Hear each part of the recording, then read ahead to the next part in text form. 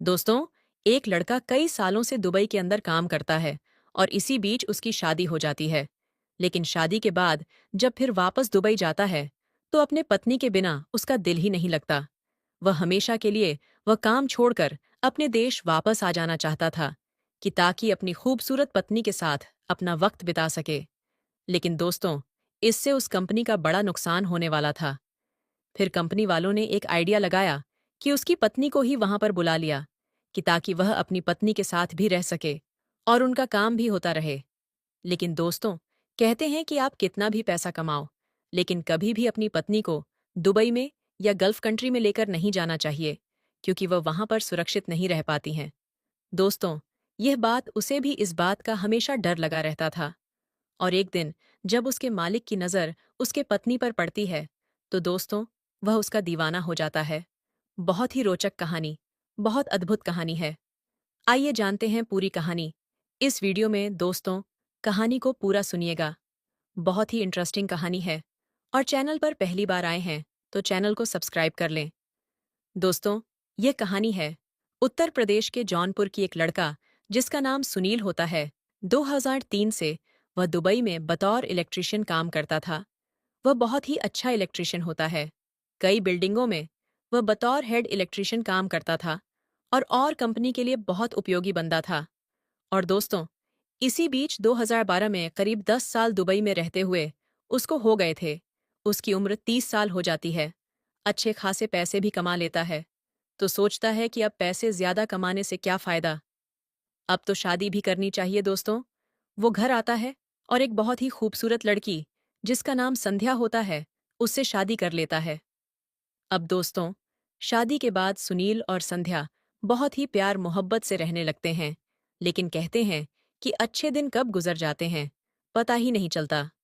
दोस्तों, 3 महीने यूं ही बीत जाते हैं और उसकी छुट्टी खत्म हो जाती है। उसके बाद वो संध्या को उसके मायके छोड़ देता है और उसके बाद दुबई चला जाता है। तो फिर दुबई जाने के बाद उसका और संध्या का एक दूसरे के बिना दिल ही नहीं लगता। संध्या उसको फोन करती है और कहती है कि आप मुझे छोड़कर कहाँ चले गए, आपके बिना मेरा मन ही नहीं लगता। सुनील कहता है कि अभी तो मुझे आए हुए 1 महीने भी नहीं हुए हैं।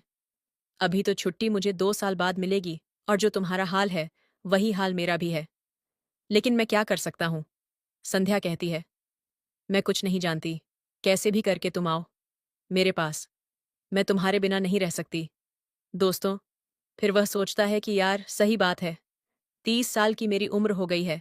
अब तो मैंने शादी की है और अब मैं इतना पैसे कमाकर भी क्या करूंगा जब अपनी पत्नी को ही टाइम ना दे पाऊं। दोस्तों, वह अपने मालिक से कहता है कि मैं अब घर जाना चाहता हूं, मेरा हिसाब कर दीजिए। तो दोस्तों, चूंकि वह 10 साल से काम कर रहा था, उसके फंड वगैरह भी कट रहे थे। 2-2.5 लाख रुपए या 8 लाख रुपए उसके बन रहे थे। उस हिसाब से सोचता, ये पैसे आसानी से मिल जाएंगे, मैं घर जाऊंगा, वहीं पर कुछ काम करूंगा। लेकिन दोस्तों, उसका यह रास्ता इतना आसान नहीं होता है। अब दोस्तों, सुनील मैनेजर से कहता है कि मैं यह काम छोड़ना चाहता हूं। तो मैनेजर जो उसके शेख होते हैं, उन शेख से कहता है कि एक ऐसा ऐसा बेबंदा है, उसकी शादी हो गई है अपनी पत्नी के लिए, वह अपने घर जाना चाहता है, लेकिन वह हमारे लिए बहुत उपयोगी बंदा है, क्योंकि एज ए इलेक्ट्रिशियन उसका कोई जवाब नहीं है। वो नहीं रहेगा तो हमारा बहुत काम फंस जाएगा। फिर शेख कहते हैं कि फिर कैसे भी करके उसको रोको, एक काम करो, उसकी पत्नी को ही यहाँ पर बुला लो। लेकिन मैनेजर कहता है कि ये पॉसिबल नहीं है, क्योंकि दोस्तों, जो गल्फ कंट्री के रूल होते हैं, अगर कोई इंजीनियर है, कोई डॉक्टर है, या कोई मैनेजर है, या कोई बहुत बड़े पोस्ट पर है, जिसकी कमाई कम से कम 2-4 लाख 8 लाख महीने हो, तभी वो अपने पत्नी को वहां पर ले जा सकता है, क्योंकि वो नहीं चाहते कि उनका स्टैंडर्ड कोई आके इस तरीके से गरीब बंदा खराब करे। लेकिन दोस्तों, इसका भी उपाय उन लोगों के पास था। वो लोग सुनील का फर्जी इंजीनियर की डिग्री बनवाते हैं और उसके बाद फिर उसके पत्नी को आने की परमिशन मिलती है। संध्या का भी पासपोर्ट बनवाया जाता है। उसके बाद सुनील जाता है अपने गांव पर संध्या को दुबई लाने के लिए। अब दोस्तों, संध्या को दुबई जाने का मौका मिल रहा था। वो तो बहुत खुश थी। खुशी खुशी दुबई जाती है। वहां पर उसके लिए एक बेहतरीन फ्लैट का इंतजाम किया जाता है। उसके बाद 2-3 दिन के बाद सारा इंतजाम होने के बाद सुनील काम पर वापस जाने लगता है। तो 10 दिन बीते होंगे। एक दिन मैनेजर कहता है, क्या हाल है सुनील, कैसी चल रही है तुम्हारी जिंदगी? अब तो तुम्हारी पत्नी यहाँ पर है, अब तो मौज ही मौज होगा। दोस्तों, जो मैनेजर होता है वो साउथ इंडिया का मद्रास का रहने वाला होता है। उसका नाम होता है पारस रेड्डी। तो सुनील कहता है कि बहुत बहुत धन्यवाद सर, बहुत अच्छी तरीके से हमारी लाइफ चल रही है और आपने जितनी मदद की उसके लिए आपको बहुत बहुत थैंक यू। तो पारस कहता है, भाई थैंक यू से काम नहीं चलेगा, कुछ पार्टी वगैरह करनी पड़ेगी तुम्हें। तो सुनील कहता है, सर इसमें कौन सी बड़ी बात है, जिस दिन आप कहें उस दिन आपको मैं पार्टी दे देता हूँ। तो पारस कहता है, भाई कहीं बाहर की पार्टी मुझे नहीं चाहिए, हम तुम्हारे घर पर आएंगे, तुम्हारे पत्नी को देखेंगे, तुम्हारे पत्नी के हाथों का बना खाना खाएंगे। अब दोस्तों, जब सुनील ये बात सुनता है तो डर जाता है, क्योंकि उसने सुना था कि कोई भी अपनी पत्नी लेकर वहां पर जाता है तो उसको वहां के शेख वगैरह हड़प लेते हैं, उनके साथ बहुत गलत काम होता है। तो वह भी घबरा जाता है। वह बोलता है कि सर, क्या घर पर आएंगे, कहीं बाहर ही आपको पार्टी दे देंगे, कहीं भी आप कह। वो बोलता है, नहीं, तुम्हारे घर पर ही आएंगे, और तुम बाहर क्या पार्टी दोगे, बाहर तो हम रोज ही खाते हैं। अब दोस्तों कहता है, ठीक है सर, किस दिन आप आएंगे? तो पारस कहता है, शुक्रवार के दिन छुट्टी रहती है, उसी दिन आएंगे दोस्तों। शुक्रवार का दिन आता है। सुबह से ही सुनील और उसकी पत्नी संध्या उनके आव भगत में लग जाती है। कई तरीके के वह लोग खाना बनाते हैं और उसके बाद शाम को 8 बजे पारस रेड्डी और उसके साथ दो और लोग उसके फ्लैट पर आते हैं और आकर हॉल में बैठ जाते हैं। अब दोस्तों, खाने पीने का इंतजाम था ही, उनके सामने एक से एक खाना आने लगता है। वह लोग खाते हैं, पीने वगैरह की भी व्यवस्था कर रखी थी और पीते हैं। रात 11 बजे तक पार्टी चलती है और इतने पीते हैं कि वो लोग नशा में हो जाते हैं। फिर जो पारस रेड्डी होता है कहता है, भाई सुनील, तुमने तो यार अपनी पत्नी का मुंह ही नहीं दिखाया हमको। वह कहता है कि सर, क्या देखेंगे, गांव देहात के कल्चर की है, उसको शर्म आती है, घूंघट में रहती है। दोस्तों, अपने पत्नी को बताना बचाना चाहता था कि यह लोग उसका चेहरा न देखें, लेकिन जो पारस होता है वह जिद पर अड़ जाता है। कहता है, नहीं भाई, ऐसे थोड़ी चलेगा, मुंह तो हम देखकर ही जाएंगे। अब दोस्तों, चूंकि वो मैनेजर था, उसका मालिक था, और दो लोग थे, वह भी बड़े लोग थे, तो वह हार मानकर जाता है और संध्या से कहता है कि चलो, तुम्हारा चेहरा देखेंगे दोस्तों। वह आती है, उनके सामने खड़ी हो जाती आती है। जब पारस देखता है, देखता ही रह जाता है। कहता, बहुत खूबसूरत पत्नी है तुम्हारी, काश ऐसी मेरी भी होती। जब यह बात संध्या सुनती है, शर्मा जाती है, उसके बाद वापस जाने लगती है। तो पारस कहता है, अरे रुको, कहाँ जा रही हो? अपने जेब से सोने की चैन निकालता है और संध्या को देने लगता है। तो सुनील कहता है कि अरे सर, रहने दीजिए, इसकी क्या जरूरत है? कहता, नहीं भाई, मुंह दिखाई दे रहे हैं दोस्तों। जबरदस्त संध्या का हाथ पकड़ता है, उसके हाथ में वह चैन रख देता है। उसके बाद वह घर में चली जाती है। फिर उसके बाद ये लोग रात के 12 बजे उसके घर से निकलते हैं। उसके बाद अपने अपने ठिकाने चले जाते हैं और सुनील और संध्या खाना पना खाते हैं। उसके बाद संध्या कहती है कि आज से इसको अपने घर पर मत लेकर आना, ये आदमी मुझे ठीक नहीं लगता और इस तरीके से मुझे बहुत डर लग रहा है। अब जो हुआ सो हुआ, आगे से ऐसा कुछ मत करना, मुझे बहुत डर लगता है। वह कहता है, अरे यार, कहाँ ये लोग रोज आने वाले हैं, और डर की बात तो है ही है, हम लोग अनजान देश में हैं, अगर कहीं कुछ हो गया तो हमारी कोई हेल्प भी करने वाला नहीं रहेगा। फिर वह कहता है कि चलो, पारस अपने ही देश के हैं, हमारे साथ तो कुछ बुरा कर नहीं सकते। लेकिन फिर भी दोस्तों, डर वाली बात तो थी ही। अब दोस्तों, फिर अगले दिन सुनील जब काम पर जाता है, पारस उससे मिलता है और कहता है, हाँ भाई सुनील, तुम्हारी पत्नी यार बड़ी बड़ी दमदार थी और खाना भी बहुत अच्छा बनाया था। उसने तो अब हर फ्राइडे को तुम्हारे ही घर खाना खाएंगे दोस्तों।